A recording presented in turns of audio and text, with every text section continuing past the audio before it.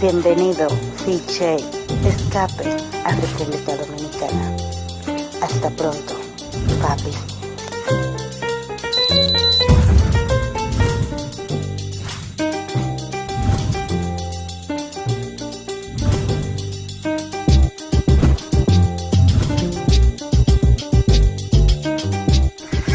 Big J, take one. So welcome to Big J's Escape to the Dominican Republic. Once again, I am honored and I'm joined again by Mr. Bigmack. You know, there you go. Okay. You know, if anybody remembers Bigmack, I interviewed him quite a while ago. Man, what a character he is. I mean, we've kept in contact since I've gone back to London. We've kept in contact. Yes. You know, we've been talking about a lot of things, a lot of, you know, politics, life, religion. A lot of stuff has been going on. A lot of crazy stuff. We're in the crazy season right now. Well, look what's happened, COVID. By the way, this is my COVID look. This is my COVID look. I haven't been to a barber in 6 months. Well, it shows.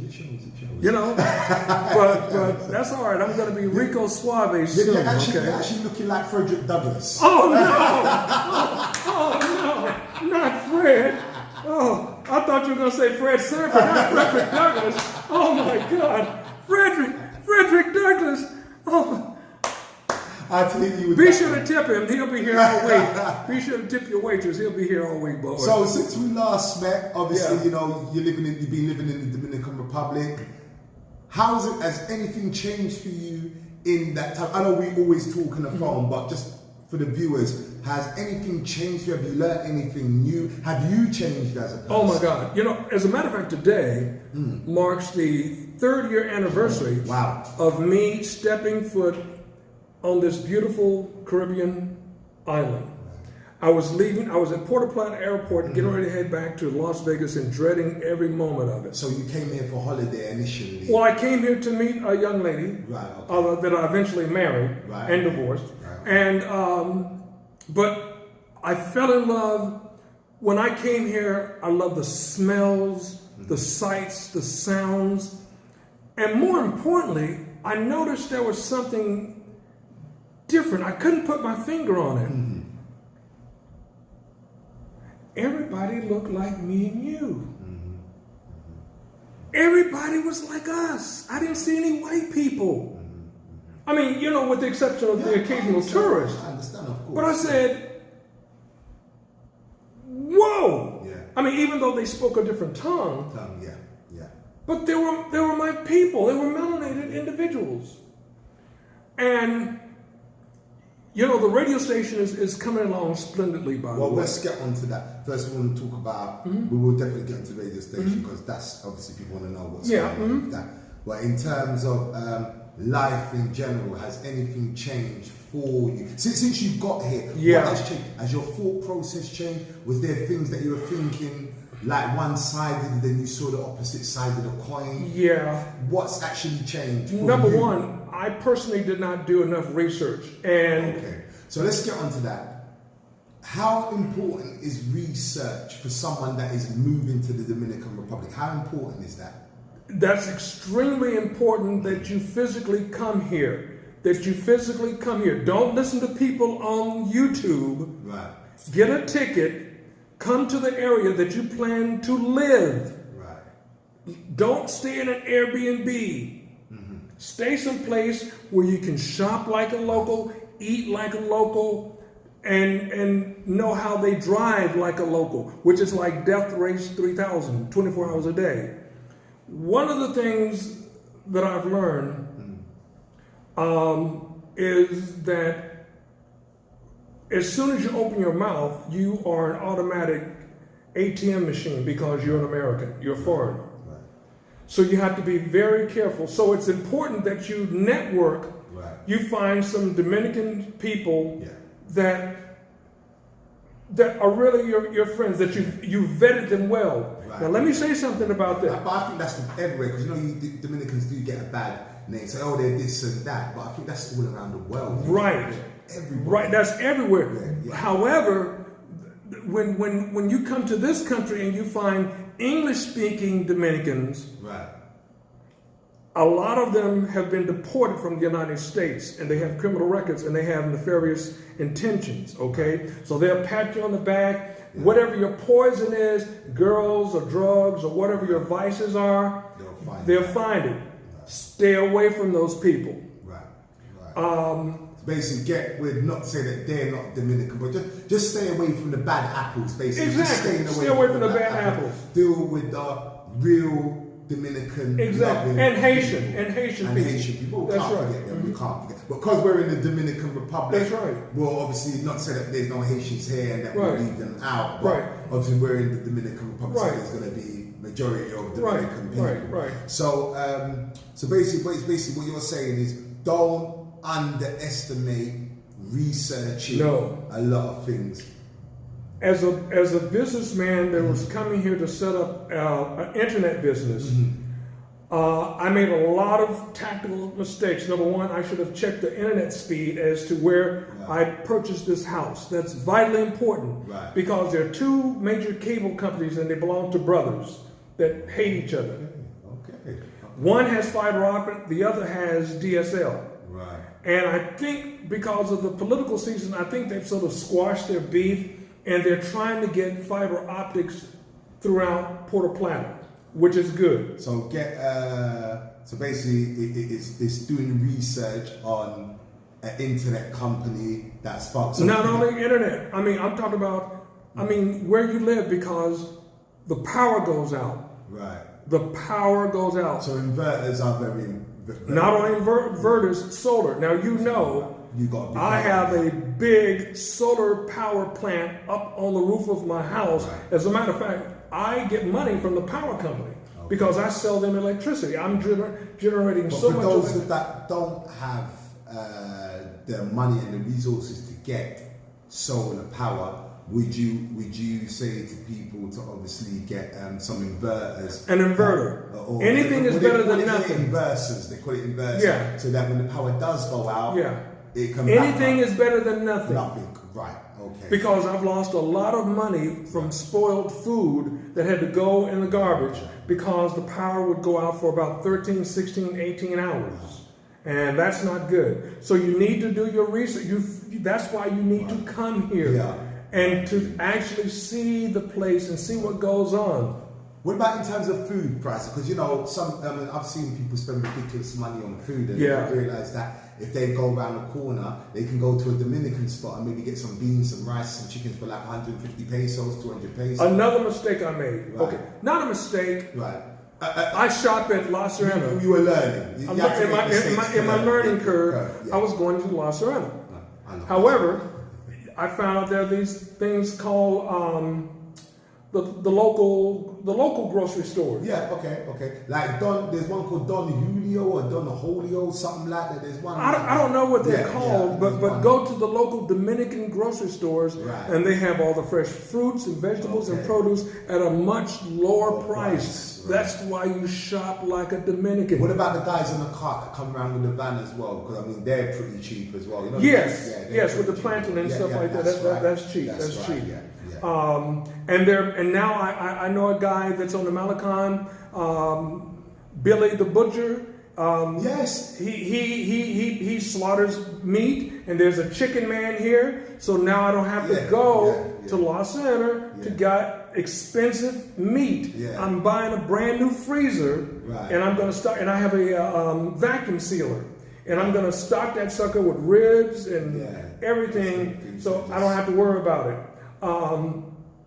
Another thing is, what else would you say to look out for? So basically, the internet, power source, food prices. What else do people have to look out for when they're out here? You also need a Fire Stick. You need an Amazon Fire Stick with a VPN in it, and you can get all the different channels and all that. You can get all the free fights. Like last night, I saw the Roy Jones fight or whatever.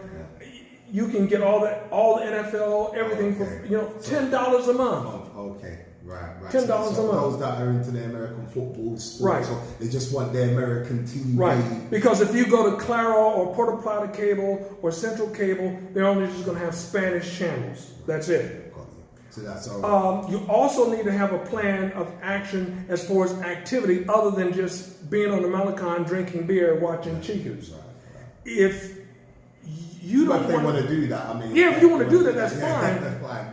But you need to get out and to see this beautiful country that is called the Dominican Republic. I mean, there are places I like to go snorkeling. I like to go fishing. I like to go off-riding, riding horses, zip lining. There's so many. There's a myriad of things to do. There is. A myriad of things to do. Country. It's I like to travel the islands, and I've been to quite a few places since I've been here. And to taste the different flavors of food preparation. Unbelievable. Well, I'm allergic to shellfish and garlic, but outside of that, you're good to go. Good to go. So in terms of people, because obviously you're going to come to an island, you're going to meet friends and stuff. So someone that's moving here or that's about to move here, it's inevitable they're going to make new friends. What should they, is there any pitfalls of making new friends? Yeah. Is there, you know, because I mean, a lot of people say, because let's face it, Dominicans do get a bad name. No, they're just after your money. No, Dominicans are not after your money. You just got the bad, like bad apples. You got bad apples in Jamaicans. You got bad apples in Americans. You got bad apples in Haitians. You got bad apples everywhere within a culture that make the culture look bad, but because of that one small minority. You have a small minority of African Americans, expats, quasi businessmen that are coming here, and if you are a veteran or a retiree, they say, "Hey, I'm a black man. I got your back. Don't deal with the Dominicans." And that, to me, that's reverse discrimination and racism. We don't need that. And I mean, it's like if you're my boy, and you say, "Mac, you know, I need a car." And I know a brother that has a car lot, and he's going to rent your car for $500 or sell, you know, whatever. And I have another guy that can give it to you for $150. Who are you going to deal with? You're going to deal with the black guy that's trying to gringo you? Well, more than that. Well, you know. Answer the question. It's about money. It's about money. It is about money. You're gonna go for the cheaper option. You're gonna go for the cheaper option, and then you get the backlash from the brothers. Well, you're not supporting the black man. You're not supporting the black man. Okay. So obviously, I don't live here. There's a lot of that go on. Yeah, it's quite prevalent. In the North Coast. There's a lot of that going amongst the black American. Yes. That they want you to support them. Yes. Yes. Do you think so? I'm gonna play. Keep your circle tight. I'm gonna play devil's advocate. Do you think it's just brothers just trying to look out for one another and trying to make a penny or two at the same time? There's a distinction between those two. I do not besmirch any man for trying to make a buck. However, if you are trying to gringo somebody, I'm talking about significantly overcharging, overpricing. Come on, just taking the piss, basically. Come on, man. I can't roll with you like that. I can't roll with you like and here your money goes further. You know that. Let's get onto the money. So I mean, I've obviously, you know, I don't live here. Right. I'm spending a significant amount of time here. Right. So, but before I came in, I was hearing a lot of brothers talking about, I mean, okay, I understand the rent situation. You know, you cannot live on, you know. Beg your pardon, rephrase that. You know, $1,500 to live on a month. $1,000.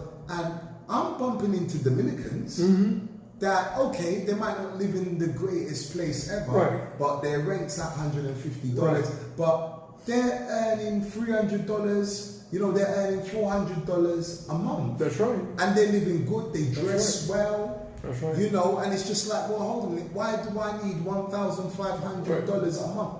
What are you doing with it? I mean, don't get me wrong. If you've got that money, fine. Live that way.